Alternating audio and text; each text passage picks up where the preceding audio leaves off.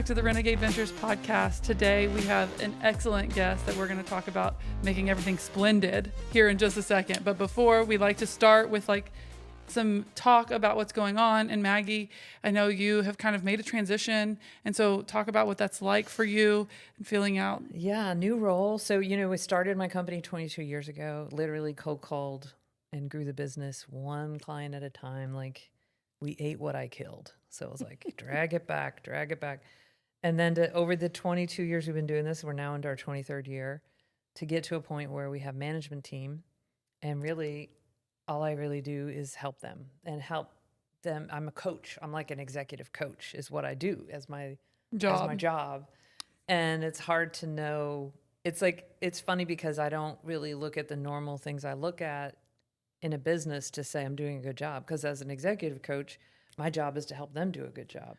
Yeah. And so it's like, I'm still figuring it out. I'm still getting comfy, but I love the challenge. It's been really, I have great managers, so they make it really easy, but I'm learning. I think it'd be really hard for me not to jump back in and get waist deep. And I'm struggling with that too. My Q4 goal is to manage the leaders and not be completely in it, and I have to go in and out, and I'm still way more in it than you are at this point, but it's hard learning how to manage them and not actually go to all of their team meetings. So I've committed to only going to one a month for each team so that I can see and check in, but I'm not actually going to all of them. It's like it's hard. It's hard. And I will say one of the gifts that one of the leaders gave me was your goal needs to be not to write any estimates. Oh, so you had a very tangible, this is like when you do this, you're out of. Don't write any estimates, because once I wrote an estimate, then I was like in the process and it was hard to let go. That should be one of mine too. And so it was like, just don't even step into the arena. And I was like, but I am the man in the arena. I thought I was being helpful writing estimates, and they're like, you're not being helpful. And I'm like, okay. So you might get with your leadership team and ask them to tell you what your goal is not to be doing. Yeah. And I think that actually leans well into what we're going to talk about today. And this is maybe a little bit of a leap, but we're having a guest on today, the Splendid events team. Mm-hmm. And they are a mother-daughter duo that runs an events business. And we were actually just before this got talking about how often people try to take too much on themselves when they really should be outsourcing things to professionals in that area. And now we have the professionals of the events industry with us here. And I think that when you hire professionals of the quality of these two, you get, as a host of an event, you get to relax. Yes. And your attendees get a better streamlined experience because, not reinventing the wheel. And so as you are a leader trying to get stuff out, delegating, I feel like that is one of these things that people tend to overhand hold. And so we're so excited to have you. Welcome to the show, Lauren and Pamela. We're excited to hear about your business. And how cool is it that you're a mother-daughter duo? Yeah, we love it. Yeah. That's awesome. We have fun. Yes, yeah. we do. Yes. So why don't you start by taking us to your impetus moment, how you all became. So don't necessarily get into Splendid yet, but you each had two different paths that now ended in you all starting this business. Yes. So talk to us about how you got here. Okay. And we'll start with you, Pamela. We did, but we didn't. Okay. Because I have been doing events off and on my whole life. Lauren grew up with it. So even when I was in corporate, she was coordinating events with me on the side. Or she tells everybody she did her first event when she was 13. She probably did. I did. And so it kind of was a natural thing. She thought she wanted to be a teacher, but even when she was doing that, she was working in Splendid events when she graduated from college. Mm-hmm. So when she came back, it was kind of, and I guess I'm still in some of your thunder. Cool. But she would say, the school, she was a teacher. School was her side gig, and Splendid events was her main one. Mm-hmm. And so over time, it just grew and grew to the point where, actually during COVID, where she could easily, go full time. And it's That's been wild. amazing, amazing, amazing. You won't think of like events. Being an events coordinator would grow over COVID and become a I know. full-time gig. Oh yeah. It was As long weird. as you pivoted and figured out how to we do the did. remote stuff. Well, for sure. And we had our AV partners, they built us a production studio. So we were able to bring all of our clients in there. And that's how we grew, because people didn't jump on it. We jumped on it in the first month of COVID. People were sitting on it thinking that things were going to reopen in the world, and it didn't. And so we had this studio that we could bring all of our nonprofit clients to do their events. And that's how we grew. So I'm a big believer in like a crystal moment in my life when something shifts and changes. Like I have these really vivid memories in my life where I'm like, oh, I'm gonna do something. What was that moment for you that you were like, oh yeah, I'm gonna do this. This is what I want to do. I would say, like, originally, my plan was to stay in Alabama where I went to college. And that was in 2012 when I graduated. I had a teaching job lined up at a NASA Explorer School. And some things happened personally, and it brought me back here to Louisville. And I was like, kicking and screaming, I'm never going to live in Louisville, Kentucky. I grew up in Indianapolis and stuff like that. But during that, I'd say 2 years that I was living here, it clicked, like, while you're here. You're supposed to be here. You're supposed to be working with your mother. We're very religious, and God is the forefront of everything that we do. And it was clear as day. It's like, back in 2010, I had a person that said, write the vision, make it plain. And she told me, you're going to be something. You're going to be something big. And I was like, you talking to me? She's like, yeah. And so fast forwarding 2 years later, 4 years later, it clicked. And that was like the silver lining. Like, you're in your purpose. You're in Louisville, Kentucky. You're growing. You're going to do big things. And that was my silver moment. So Yeah, that you were like, all right, I'm gonna do this, stay with you and do it full time. yes. And how many years have you guys had the business? Going on 16. Yeah. October of 2009, I was laid off from my corporate job. Was living in Indianapolis and decided to move back to Kentucky.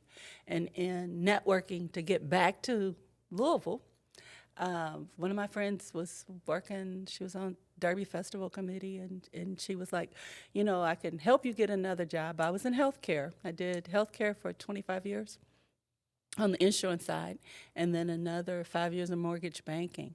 And she's like, I can help you get another job. You have a degree, you have plenty of experience, but I know your passion is event planning. Always, always, always did events on the side. I think I did my first wedding when I was 20, 21.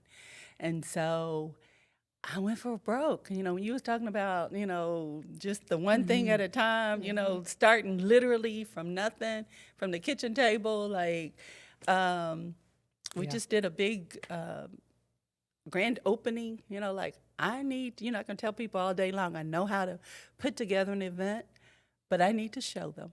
And so we put together this big showcase, an event showcase, and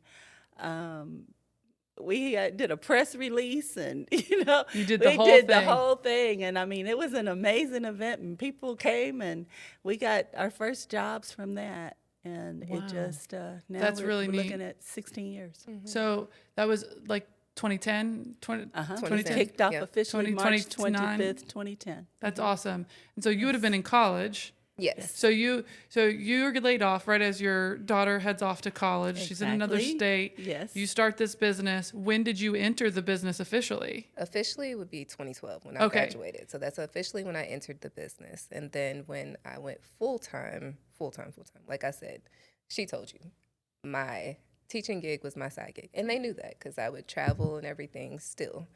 But that's been the last 5 years I've been full-time.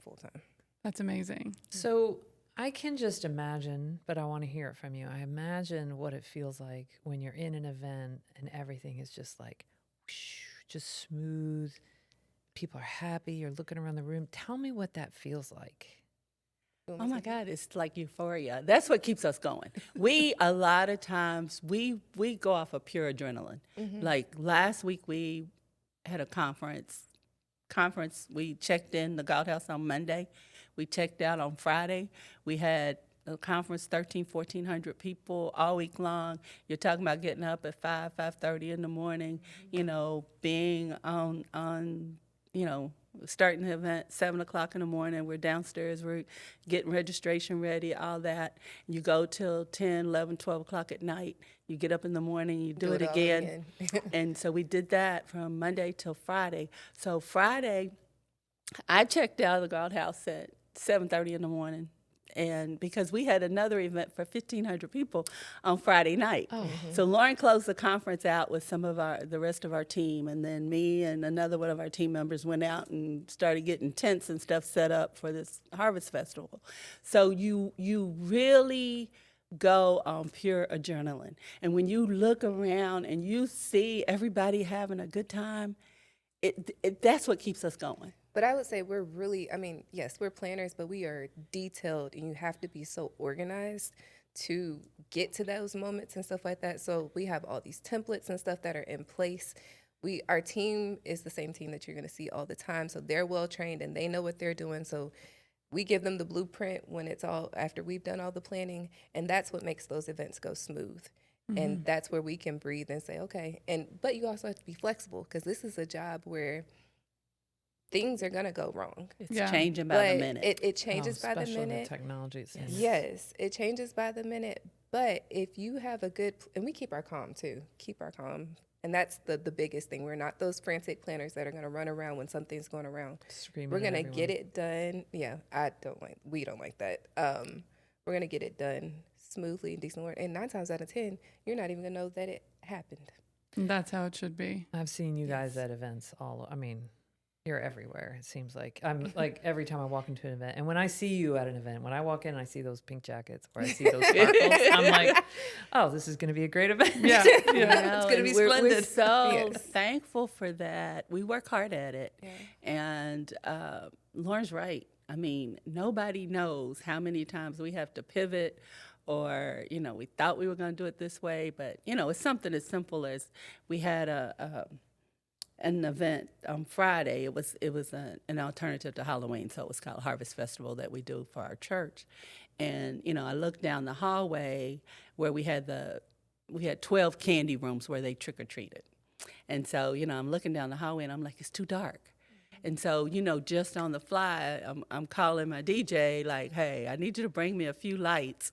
And the kids were it was almost time for it to start, and he put them up, but it worked. And it's those kind of things that knowing how to problem solve on your feet, quickly find solutions, all while keeping your calm. Yes. Yeah. Well, and those great vendor relationships, like Yes. having your partners that you've trained with, and you know you can call them and say, bring some lights. Yeah. Exactly. Yes. And we have the best.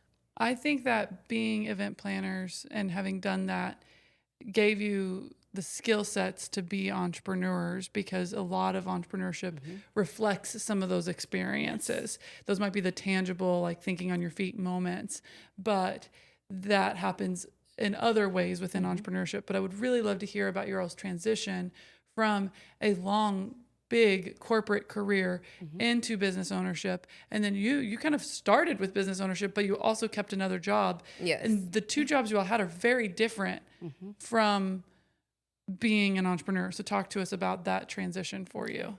For me, I grew up, I said Blue Cross Blue Shield. I was there 16 years.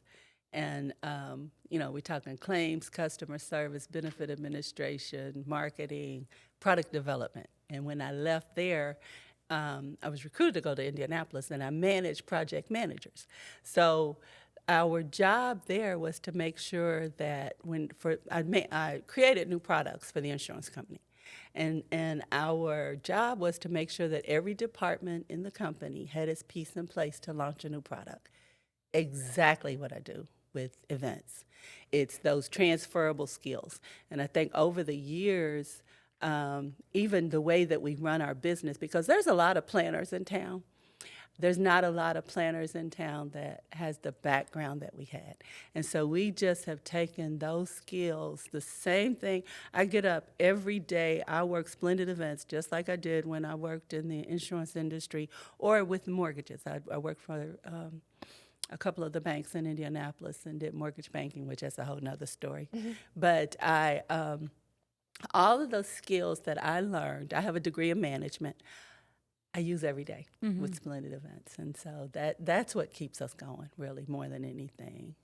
Mine and then her education background. Yeah, so my education background is, creativity. It's fluid, it's flowing. You're not sitting at a desk you're moving around and stuff like that. So I never saw myself sitting at a desk from 9 to 5, a traditional 9 to 5. So taking what we do for events and then what we do, with the education thing, that kind of was just marrying the two together. She learns, though. She listens. I would say, yeah. So I listen to her. So I take her business background and marry those two together. But also, I'm a techie. So all of the mobile bidding stuff and registration platforms and stuff, like all the operating stuff, I do. So training the volunteers, putting systems in place, that's my part. Yeah. And so running a classroom and running teaching, you both had a lot of like in the weeds operational experience that was translatable. And I think where you're headed is actually where my brain was going to ask, which is like you all started business, you started and you joined it, but you kind of started it together, you build it together, you feel like true partners. Who manages things like the business side of, because you're both like clearly passionate about the event side, but who managing the books, the sales, what does that look like for you all? So we kind of both do that, but really Pam does more of the contracting stuff. So she's going to put the proposals together, the contracting. Once that is in place and executed, then I go into the operating part. And so, like I just said, the putting all the timelines and stuff together, we both kind of do. But like floor plans, timelines, checklists, I have all these templates built out that are in place. And then she's pretty much the mouthpiece. I'm boots on the ground when it comes to executing. Are you more sales, Pamela? I am. Yeah. We both do it now. Lauren has grown so much in that arena, but I'm CEO and I pretty much stay in that capacity. Our team is so funny because they'll, we're on site and they need to know, what we're supposed to be doing. They were like, don't ask Pam, ask Lauren. Yeah. So I do, proposals, agendas for the meetings. We have regular meetings with our clients. I do the agendas. I usually run the meetings. But when you talk about the detail and taking us to the next level electronically, that's her. Okay. That's, and I think the beauty of us being a mother-daughter duo is that I'm a baby boomer. She's a millennial. We marry the two. Mm-hmm. I respect, what she does and what she brings to the table. Are you sure you're a boomer? No, I'm just joking. I know, girl. I'm just joking. Say you respect a millennial? What? No. Yeah. But it is, people. It is your daughter, yeah. How do you work with, with your mom? And, we have a good time. I mean, we think a lot alike. Mm-hmm. And you've been working together for so long. It wasn't like for me, I worked with my dad for years, but I didn't work with him. Yes. Mm-hmm. I worked in his company doing random tasks. Yes. And then when I got out of college and went to work with him, that was really different. Yes. And that's when we got to know each other as entrepreneurs and figured it out. But it sounds like really in a way you kind of got slowly into the business. So there was probably no friction figuring out roles because you already had practiced dance moves. You already have your dance down. Yeah. And I really grew up under her the first few years and then grew into my own. And then I've also developed and become, like this year, I ended up having to do some meetings without her to sell the, what we do in services. And one of them was a large contract. And they were like, well, Lauren said we could do this, that, and the third. And it worked out.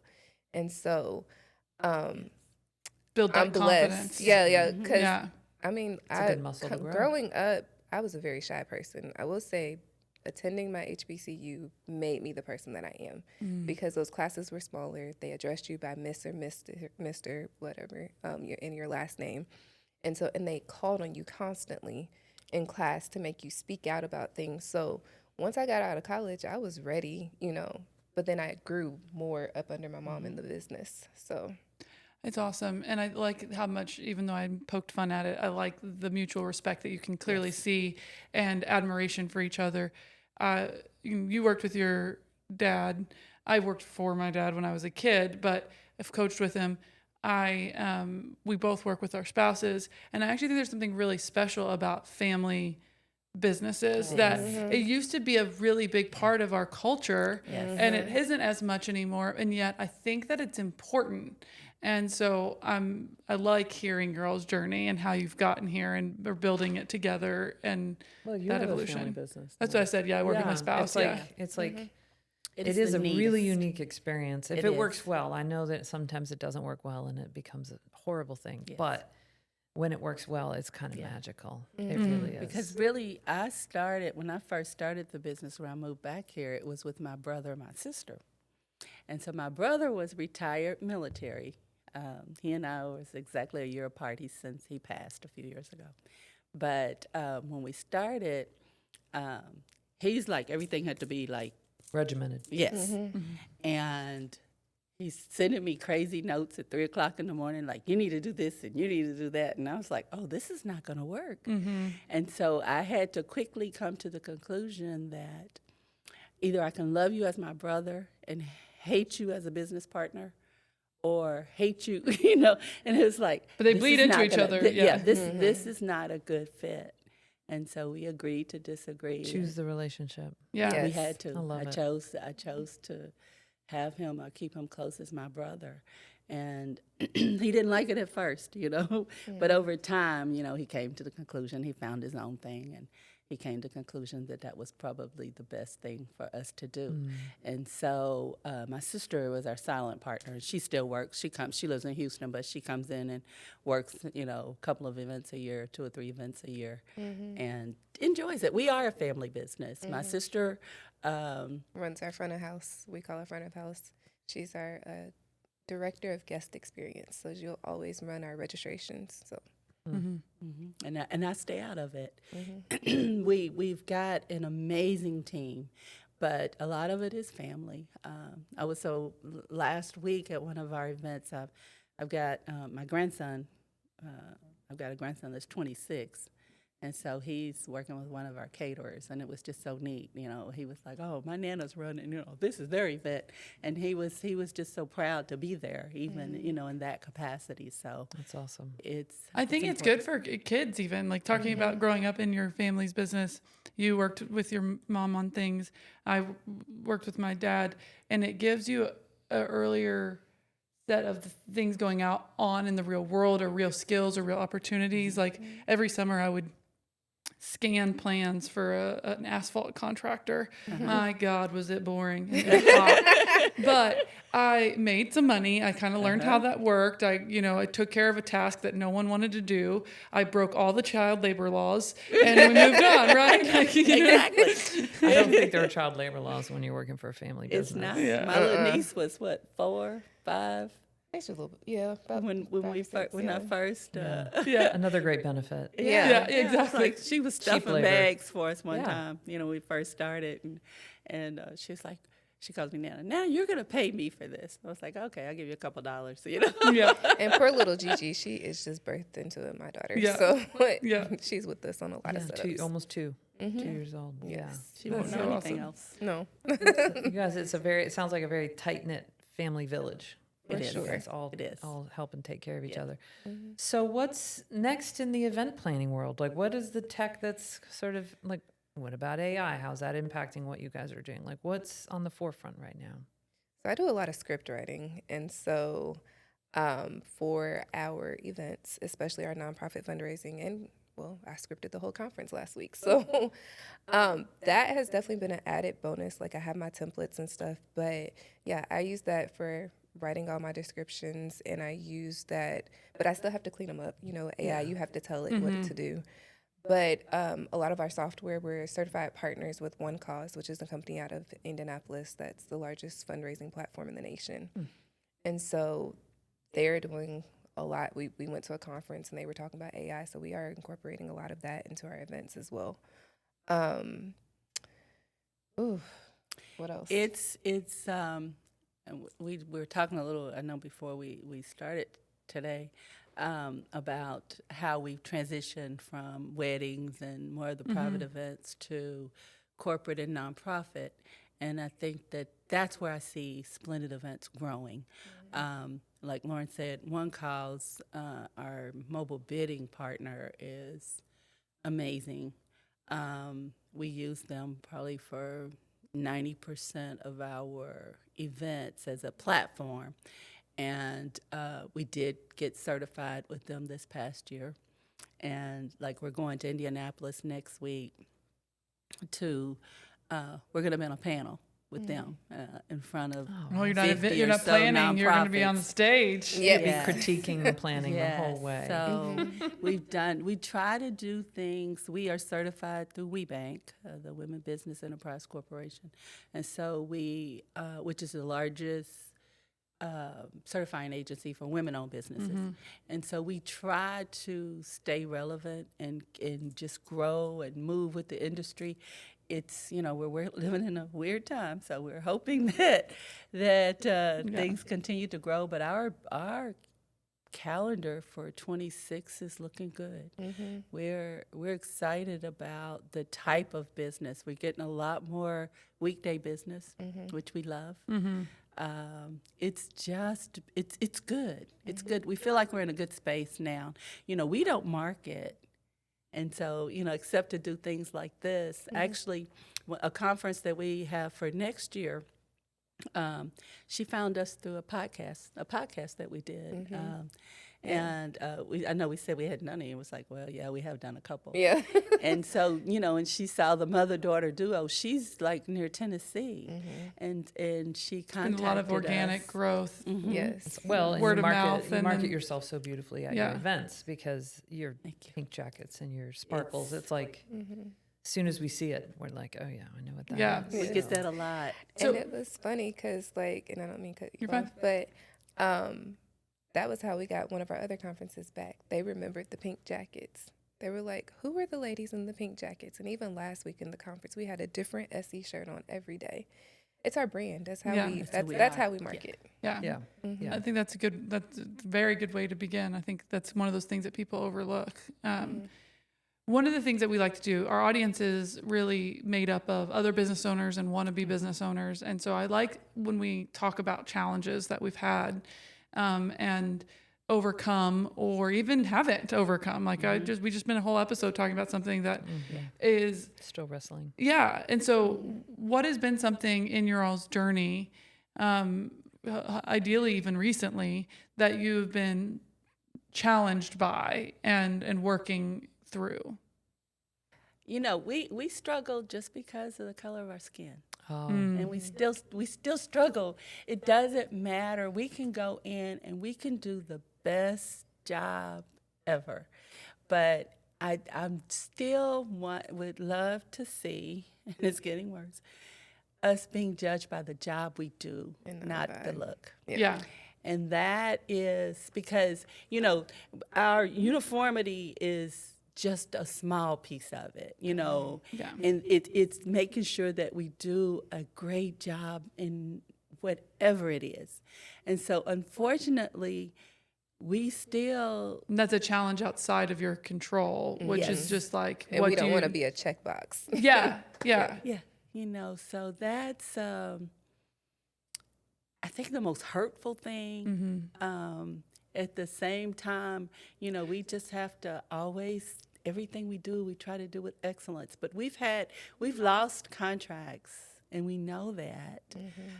We had one, and I won't say what it is, but we had one.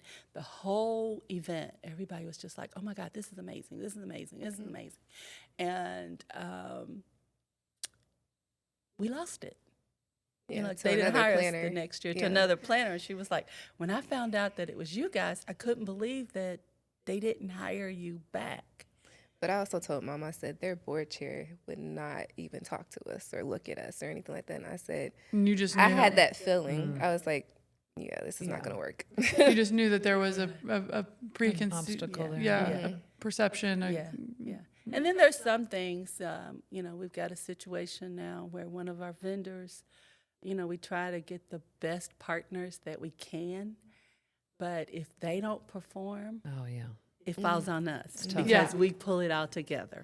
And so we just had a situation with one of our vendors that we love that we're going to have to pull back on because she doesn't see it's the cleanup. It's the, and it was like, you've let the ball drop now like 3 times.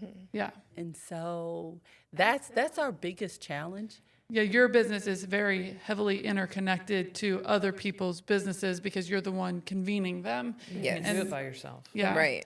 And that can be a huge challenge. And that one is at least within your control, unlike the color of your skin, which is unfortunate. I have way more words than that, but unfortunate that we're still even dealing with that. And it's honestly getting worse. And I'm sorry that is one of the biggest challenges that come to your minds immediately. Yeah.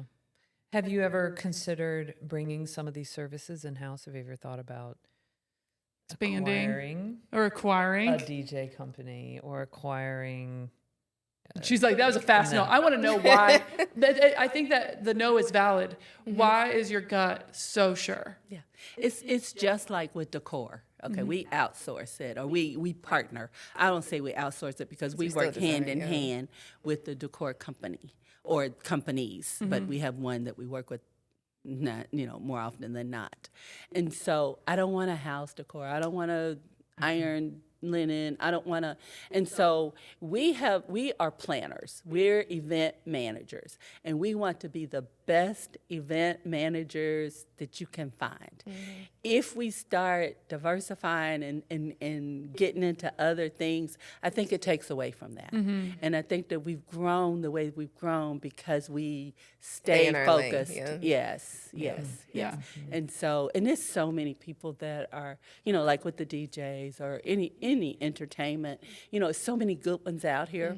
And so I might use one for a particular event, but then they don't work for a different event. And so that gives us that flexibility. I will say a lot of our vendors, there's, people in town that like, we just want to get on your preferred list. So I'm like, we don't really have a preferred list. Yes, we use a lot of people that we know do a good job, but there's a lot of people that just want to be on our radar because they know we do large scale events and stuff like that, which is a compliment.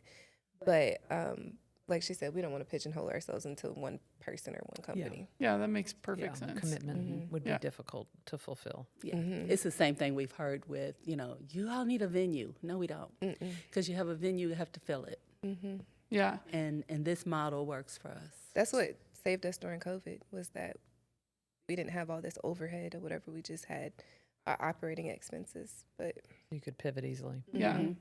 That is a very interesting point. You mentioned that you were able to bring people in to record. So did you just rent a space for that? How did that? So we partnered with our production partners, and they basically build it out or whatever, just like it was a job for them offsite. And that's how we were able to use their studio. So they had all the staging. I mean, it was like a mini ballroom.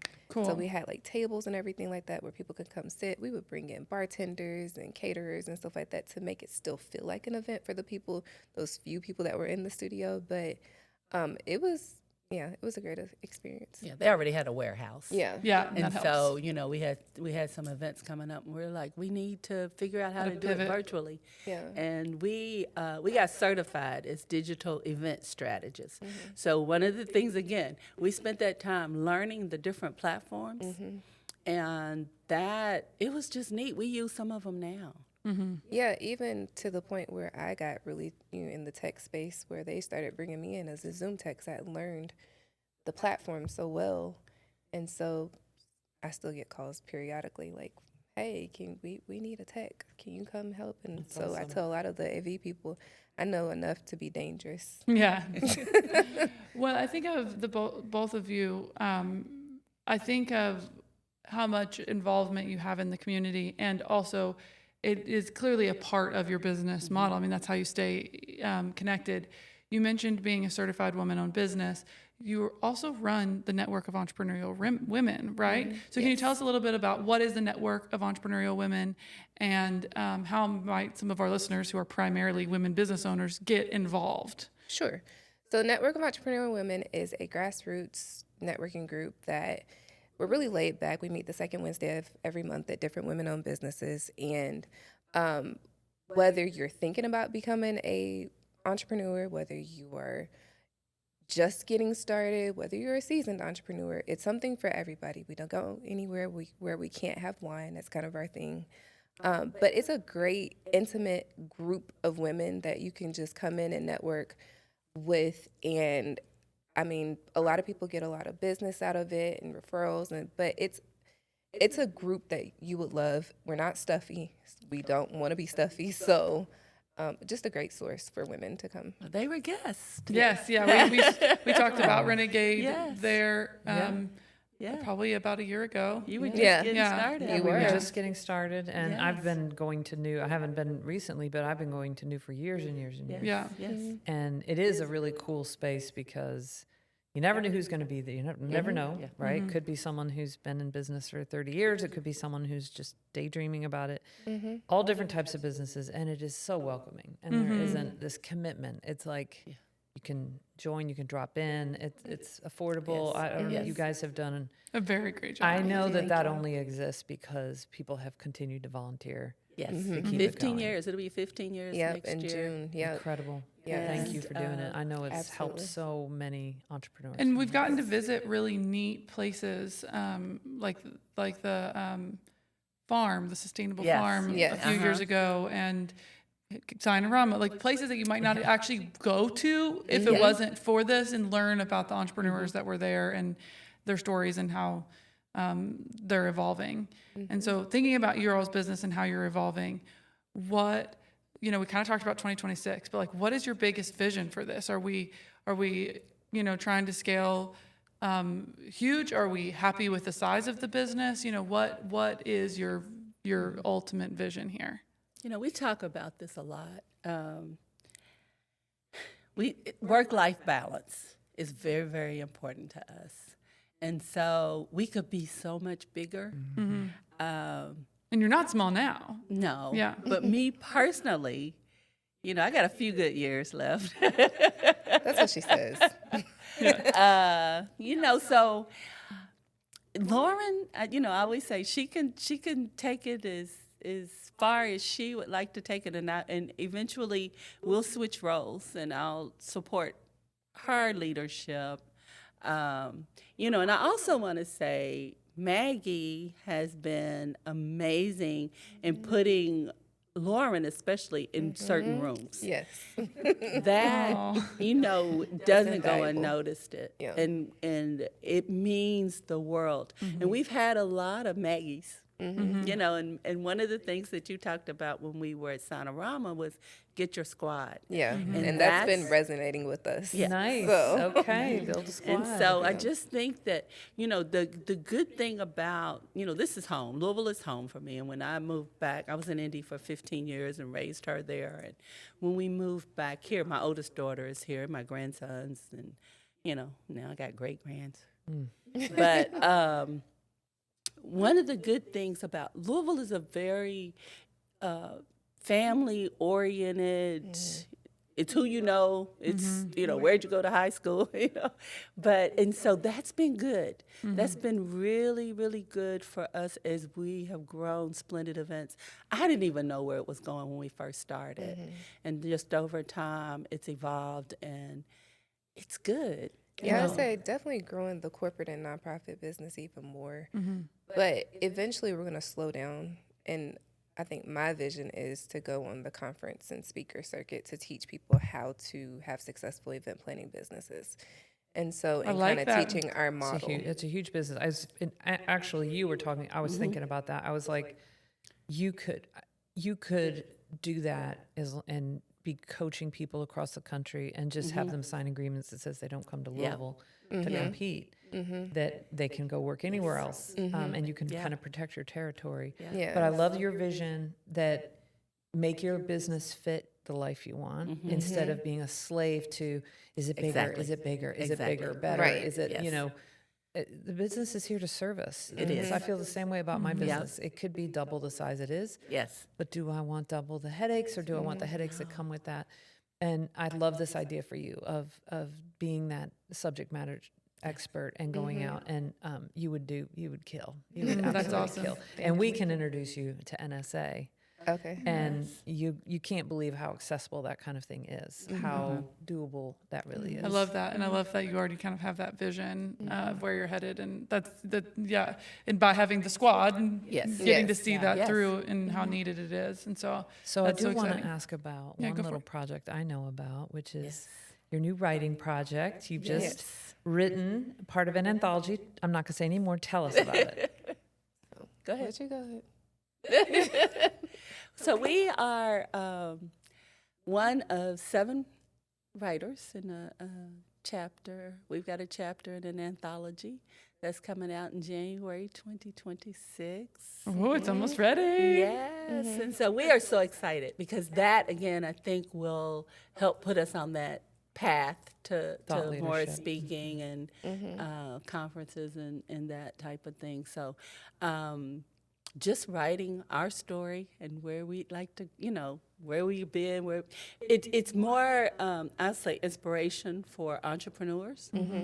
And so we are super, super excited. And somebody that's sitting in this circle right here is writing the forward. It would be me. Since it's not me, I would only assume it is you. Do the math. And what's the name of the anthology? She knows best. Okay. All right. I love it. Yeah. Awesome. There's some great names in this book. You awesome. guys are among some real Spearheaded by giants. Molly Ricketts, Yes. which is Shout out well-known. Molly. Amazing. Well, it doesn't make you think about writing another book. List Yeah, of write a things book to do. about event Beginning. planning, a guide, Yes. or Yes. technology, or Well, I think about there's been some templates I've used from Etsy in the past, and I'm like, I can make these and put it up there. That's another Yeah. stream of income, yes, Yeah, yes. just the evolution of the business and what are the different models that you could make money. Because I think we do it so naturally until, even with the events, people see us and we make it look easy, but they don't know how many hours we've spent before we ever get there putting things together. It's a can't imagine. massive amount. I hate of planning, so I'm just like, Yeah, skip it. detail. But my background was project management and product development, and that just prepared us for that. I manage project managers. I want to manage projects, which events, not people necessarily. So again, when you talk about growth and, our team is amazing. They are. We have to shout them out because they make us look good. That's awesome. and you have built what it took to succeed in that, and so I think it's really neat what you all have built. It's amazing what you've brought to the community, and what you continue to bring, whether that be books or future businesses, but also just the support. And I appreciate everything that you all do and are going to do. Thank you. Can't wait to see what Yeah. else you guys are up to. Yeah. Thank you. And look forward to seeing you at the next event. I know. Yes. I know. So if someone wanted to find you, because they're listening to us and they're like, I'm about to plan this women's event, or I'm about to, Conference meeting. I do big conferences within my organization. How do they find you? Our website. So it's splendidevents.llc.org. And there's an info sheet there that you can contact us sheet that they can fill out. It comes right to our emails, and that's the best way to contact us, or they can follow us on social media and DM us in our inboxes, and we'll get it that way as well. I just want to say something to all of you out there who are like, I could never afford an event planner. I have to do this myself. I have to DIY this. I don't make enough money at this conference to afford an event planner. These ladies will help you make money by hiring them. sure. So they aren't just like picking out the napkins and scheduling the speakers. They will strategize with you about your event and really help you actually monetize it better. Exactly. So you might be saying to yourself, I can't afford it. You can. You just need to give them a call and let them sit down with you and strategize. Thank you, Mom. Thank you. We say, and I can end with this, but when people say, I can't afford an event planner, we say, you can't afford not to. It's like a sign. How can you afford not to have a sign, right? Come on. Yes. Thank you so much for coming on. Thank you for being renegades and starting your own thing, and building something that so many other people get to enjoy the fruit of your labor and experience the splendidness that you bring to them. Thank you you. for having us. Yes. Great job. Thanks.